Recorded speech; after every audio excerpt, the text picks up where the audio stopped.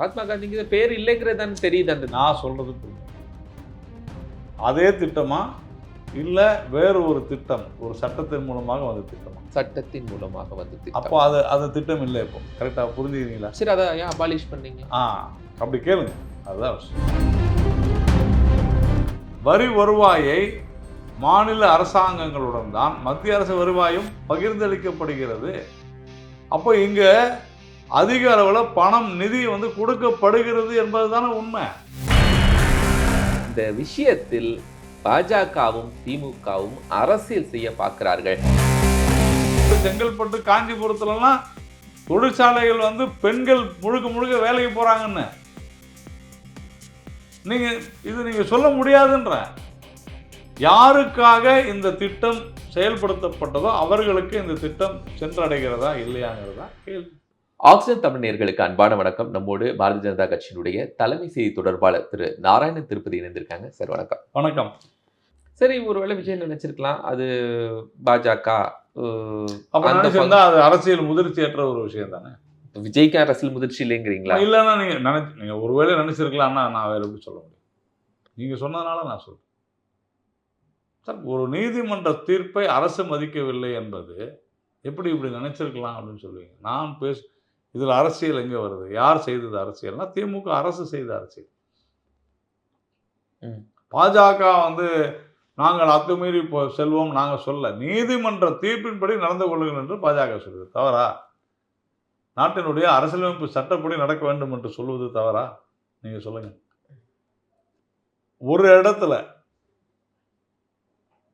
அந்த ஏற்கனவே நான் சொன்னதுபடி ஒரு தர்காவில், ஏர்வாடி தர்காவில் தீர்ப்பு வரும் பொழுது அதை உடனடியாக அமல்படுத்துகிற தமிழக அரசு திருப்பரங்குன்றத்தில் வந்து இதை அமல்படுத்துங்க என்று சொல்லும்போது ஏன் அமல்படுத்த மறுக்கிறது?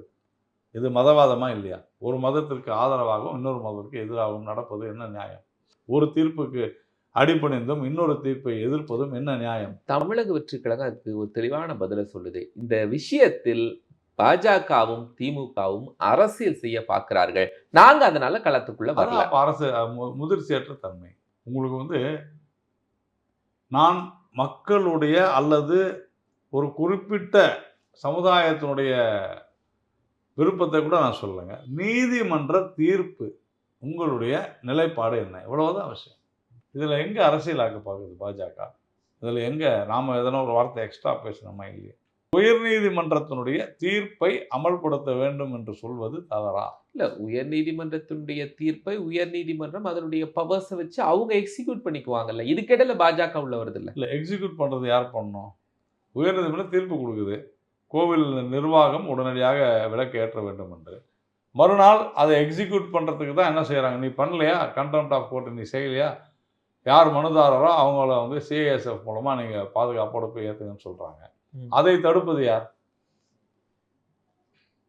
அரசு தானே. அப்போ அதை கண்டிக்கக்கூடிய உரிமை எனக்கு இருக்கிறதா இல்லையா? அதனால தான் கண்டிக்கிறோம். தவறு என்ன இருக்குது? எல்லா பக்கமுமே ஒரு தமிழ்நாடு அரசுக்கு ஒரு நெருக்கடி கொடுத்தா எப்படி சார்? நிதி ஒதுக்குறதுல பிரச்சனை. இப்போ மகாத்மா காந்தி தேசிய ஊரக வேலைவாய்ப்பு உறுதி திட்டத்தை நீங்க உறுதி இல்லாத ஒரு திட்டமாக மாத்துற மாதிரி விபிஜி ராம்ஜி அப்படின்னு சொல்லி 125 டேஸ்னு கூட்டுறீங்க. ஆனா நிதியை அப்படியே என்ன பண்ணிடுறீங்க? முதல்ல இந்த பேர் எடுத்துட்டாங்க அப்படின்னு சொல்வதே தவறு. என்ன பேர் எடுத்துட்டாங்க? மகாத்மா காந்திங்கிற பேரை எடுத்துட்டீங்க. அதை எடுத்துட்டு இந்த பேர் வச்சிருக்காங்களா? அதே திட்டமா இல்லை வேறு ஒரு திட்டம், ஒரு சட்டத்தின் மூலமாக வந்த திட்டமா? சட்டத்தின் மூலமாக வந்த திட்டம். அப்போ அது திட்டம் இல்லை. இப்போ கரெக்டாக புரிஞ்சுக்கிறீங்களா? சரி, அதை ஏன் அபாலிஷ் பண்ணீங்க? அப்படி கேளுங்க, அதுதான் விஷயம். அந்த திட்டம் எப்போ வந்துச்சு தெரியுமா? காங்கிரஸ் பேர் மகாத்மா காந்தி அப்படின்ற பேரோட அந்த திட்டம் எப்போ வந்துச்சு? காங்கிரஸ் உடைய ஆட்சி எப்போ? 2005. ஆமா, ஊரக வேலை வாய்ப்பு திட்டம். மகாத்மா காந்தி ஊரக வேலை வாய்ப்பு திட்டம் இல்லை. அந்த மகாத்மா காந்தின்ற பேர் எப்போ வந்துச்சு? 2009 தான் வந்துச்சு. புரியுதா? 20 வருடங்களாக இந்த திட்டம் செயல்பட்டு கொண்டிருக்கு. 20 வருடங்களுக்கு முன்னால் என்ன நோக்கத்தில் அதை கொண்டு வந்தாங்க?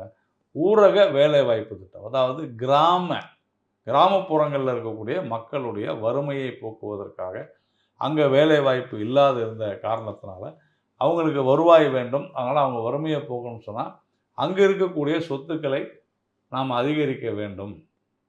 குளம், சாலைகள் இதெல்லாம் அங்கே வந்து வேலை நடக்கிறதா இருந்தால் அவங்களுக்கு இந்த வேலை வாய்ப்பை கொடுக்கலாம் அப்படின்னு சொல்கிறதுக்காக கொண்டு வரப்பட்ட ஒரு திட்டம். சரியா? இதில் வந்து 2014 திமுக அங்கம் வகித்த காங்கிரஸ் கூட்டணி ஆட்சி வெளியேறிய போது 33,000 கோடி திட்ட ஒதுக்கீடு. அதில் மத்திய அரசாங்கத்தினுடைய பங்களிப்பு 30,000 கோடி. கடைசியாக 2024 20 வருஷம் முடியும் பொழுது இந்த திட்டத்திற்கான நிதி ஒதுக்கீடு எவ்வளோ தெரியுமா? 87,000 கோடி. 3 மடங்கு. யார் கொடுத்தது? குடிச்சிட்டாங்களா? அதை இல்லையே. தொடர்ந்து அந்த திட்டம் மிக சிறப்பாக செயல்பட்டு 3 மடங்கு அதிகரித்தது பாஜக ஆட்சியில், நரேந்திர மோடி அவருடைய ஆட்சியில். சரி. இப்போ அன்றைக்கு இருந்த சூழ்நிலை வேறு. இந்த 10 வருடங்களில் நாட்டினுடைய கட்டமைப்புகள் மாறி இருக்கின்றன. கிராமங்கள் இன்னைக்கு விவசாயம் வளர்ச்சி அதிகரித்திருக்கிறது, சாலை வசதிகள் அதிகரித்திருக்கிறது, கட்டமைப்புகள் பெருகி கொண்டிருக்கிறது. அதன் மூலமாக வேலை வாய்ப்புகள் பெருகி கொண்டிருக்கிறது, தொழிற்சாலைகள் பெருகி கொண்டிருக்கிறது பல இடங்கள். இல்ல விவசாயிகளுடைய நிலை மாறிடுச்சா? இல்லை வர்றாருங்க. அதனால தான் விவசாயம் இப்போ அதையும் நான் உங்களுக்கு சொல்கிறேன். விவசாயிகள் அப்படின்றது வேறங்க, ஊரக வேலை வாய்ப்புன்றது வேறு. ரெண்டுத்தையும் போட்டு குழப்பிக்காதீங்க. இப்போ என்ன சொல்கிறாங்க, ஒரு மிகப்பெரிய ஒரு குற்றச்சாட்டு என்ன, இந்த ஊரக வேலைவாய்ப்பு திட்டம் இருக்கிறதுனால விவசாயத்துக்கு வேலை செய்கிறதுக்கு ஆள் கிடைக்காத போச்சு. அதாவது ஹார்வெஸ்ட் சீசன்லேயும் எல்லாத்துலேயுமே அந்த ஒரு 2-3 மாதங்கள் அந்த பருவ காலத்தில். இப்போது அந்த ஒரு 2-3 மாத காலம் வந்து வேண்டாம் பண்ணாதீங்க அப்படின்னு சொல்லி முடிவெடுக்கக்கூடிய அதிகாரத்தை யார்கிட்ட கொடுத்துருக்காங்கன்னா கிராம நிர்வாகத்திட்ட கொடுத்துருக்காங்க. அப்போது அன்றைக்கு இந்த கட்டமைப்பு கிடையாது. தமிழ்நாட்டில் என்ன சொல்கிறாங்க, எங்கள்கிட்ட ஊரக பகுதியே இல்லை, நகர்ப்புறம் தான் எல்லாமே அப்படின்னு சொல்கிறாங்க. சமீபத்திய நேற்றைய முன்தினம் பார்த்துருப்பீங்க, பெரிதாக மரத்தட்டி கொள்கிறார்கள் திமுகவினர்கள். இன்னைக்கு இந்த நாட்டில் இருக்கக்கூடியதில் தமிழ்நாட்டில் 40 விழுக்காடு பெண்கள் வந்து தமிழ்நாட்டில் வேலைக்கு போகிறாங்க. எங்கள் தொழிற்சாலைகளில் பெரிய பெரிய நிறுவனங்களில் வேலைக்கு போகிறாங்க. அப்போ Tamil Nadu most urbanised city in India. 95% வந்து நகர்ப்புறமயமான ஒரு மாநிலம். அப்போ இங்கே வேலை வாய்ப்பு அதிகரித்திருக்கிறது. இங்கே பட்டினி இல்லை. உண்மை, நான் வந்து மறுக்கலை, உண்மை. பட்டினி இல்லை, வறுமை இல்லை, வேலை வாய்ப்பு அதிகரித்திருக்கிறது, பெண்களுடைய வேலை வாய்ப்பு அதிகரித்திருக்கிறது. அப்போது அதே மாதிரி அடிப்படை வசதிகள் நாம் இப்போ சொன்ன குளங்கள், சாலைகள் எல்லாமே இருக்குது. அப்புறம் எப்படி 100 நாள் வேலை திட்டத்தில் வேலை கிடைக்கும்? அதனால தான் என்ன செய்கிறாங்க, கட்டமைப்பை மேம்படுத்துவதற்கான திட்டமாக இதை கொண்டு வருகிறோம். உதாரணத்துக்கு கட்டி சக்தி, அதாவது லாஜிஸ்டிக்ஸ், போக்குவரத்து இணைப்பு. இப்போ பிரதமர் பல 1000 கோடி ரூபாயில் இங்கே திருவள்ளூரில் திறந்தார் இல்லையா? அதாவது சாலை, ரயில், கடல் வழி போக்குவரத்து எல்லாத்தையுமே இணைக்கக்கூடிய அந்த கட்டமைப்பு. அந்த கட்டமைப்புக்கான அப்போ விபின்னா என்ன, விக்சித் பாரத், வளர்ச்சி அடைந்த பாரதம். 2047 100 வருடங்கள் இந்தியா சுதந்திரம் பெற்ற பிறகு எப்படி இருக்க வேண்டும் என்று ஒரு மிகப்பெரிய ஒரு பொருளாதார திட்டம். அதில் கிராமப்புறங்களுடைய பங்கு தான் ஜி ராம்ஜி. இவ்வளவுதான் சார் விஷயம். இதுல மாநிலங்களுக்கான நிதி குறைக்கப்படுதுல. இப்போ இதுவரைக்கும் 90+10 அப்படிங்கிறது நான் சொல்றேன் 30,000 கோடியாக இருந்த அந்த திட்டத்தினுடைய இப்போ என்ன கொண்டு வந்திருக்காங்க, இந்த திட்டத்தில் 1,51,000 கோடி திட்ட ஒதுக்கீடு. அதில் மத்திய அரசினுடைய பங்கு என்ன, 95,000 கோடி. மேலும் மக்களுக்கு அதிகமாக நிதி சேர்க்கப்பட வேண்டும். நீங்கள் 2014 நாம் கொண்டு வந்ததை விட 4 மடங்கு 24 லட்சம் கோடியாக இருந்த மத்திய அரசு சார்ந்த திட்டங்கள் இன்னைக்கு எவ்வளவு தெரியுமா உங்களுக்கு? 84 லட்சம் கோடி. அவ்வளவு திட்டங்கள் வந்திருக்கு சார். ஜிஎஸ்டிக்கு பிறகு அதிக வரி வருவாய் அதிகரித்திருக்கிறது, இல்லைன்னு யாரும் சொல்ல முடியாது. நீங்கள் பட்ஜெட்டில் பார்த்தீங்கன்னா தெரியும். அதே மாதிரி 42 விழுக்காடு வந்து மாநிலங்களுக்கு செல்கிறது. இது எல்லாமே வரி வருவாயை மாநில அரசாங்கங்களுடன் தான் மத்திய அரசு வருவாயும் பகிர்ந்தளிக்கப்படுகிறது. அப்போ இங்கே அதிக அளவில் பணம் நிதி வந்து கொடுக்கப்படுகிறது என்பது தானே உண்மை.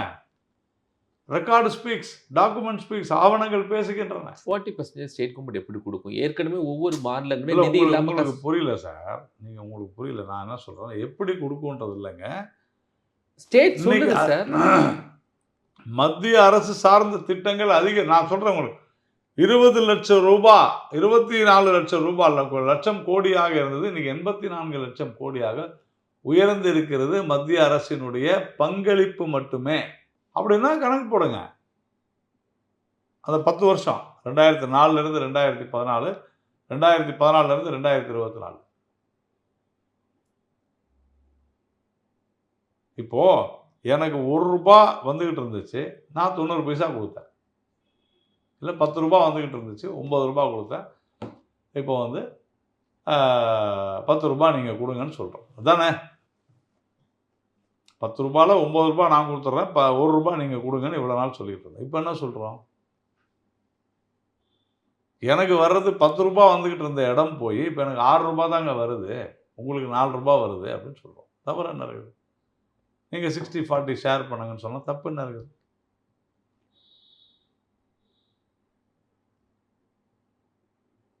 அப்படி தானே செய்ய முடியும்.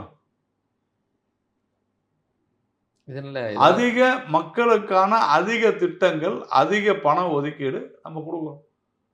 முன்னால் உங்களுக்கு 100 ரூபாய் தான் வந்துகிட்டு இருந்துச்சு, அதனால் நீங்கள் வந்து 10 ரூபாய் செலவு பண்ணுங்கன்னு சொன்னோம். இன்னைக்கு 300 ரூபாய் உங்களுக்கு வருது, 30 ரூபாய் செலவு பண்ணுங்கன்னு சொல்லுங்க. நீங்கள் சொல்கிறீங்க இடையில கொண்டு கட்டையை போடுறது மாதிரி வளர்ந்த மாநிலங்கள் இவங்களுக்கெல்லாம் இந்த நிதியை குறைக்கிறது மாதிரி. நான் கேட்பது நல்லா புரிஞ்சுங்க சார்.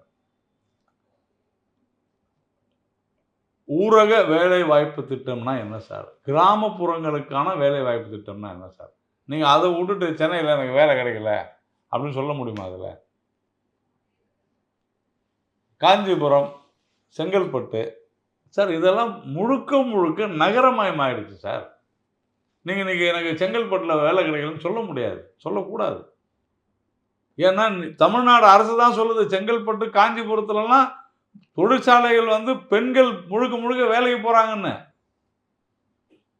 நீங்கள் சொல்ல முடியாதுன்ற. யாருக்காக இந்த திட்டம் செயல்படுத்தப்பட்டதோ அவர்களுக்கு இந்த திட்டம் சென்றடைகிறதா இல்லையாங்கிறதா கேள்வி. நடக்குது.